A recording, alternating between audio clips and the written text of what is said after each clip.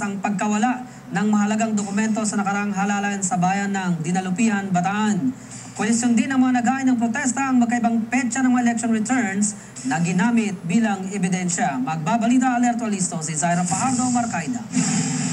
Sa sala ni Bataan RTC Branch 5 Judge Jose Ener Fernando, napunta ang election protest ni Jojo Payumo.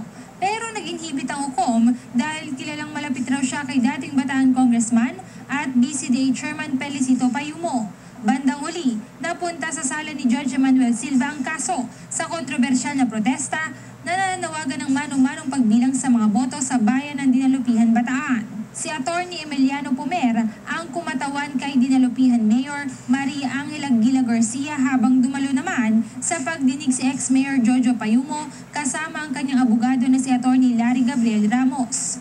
Sa pagdinig, pinagtalunan ang kinukwestyong dalawang certificate of canvass. Isa raw dito ay sulat kamay o handwritten na may petsang May 14, 2013 at ang pangalawa naman ay computer printed na may petsang May 15, 2013. Base sa record ng COMELEC, naproklama si Mayor Gila Garcia kasama si Vice Mayor Ray Matawaran at mga nanalong konsehal noong May 14 ng hapon.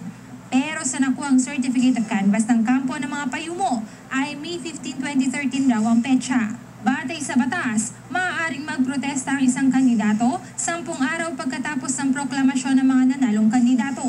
Kinukwestiyon naman ng kampo ni Garcia ang protesta ni Payumo na umano'y lampas na sa 10 araw na deadline.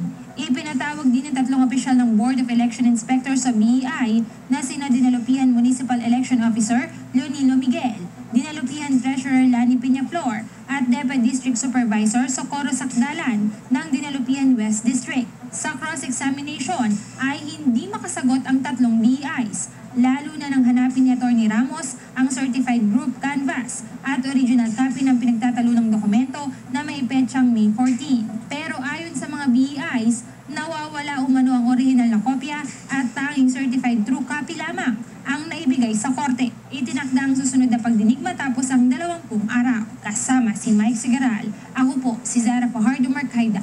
Alerto Alisto sa pagbabalita.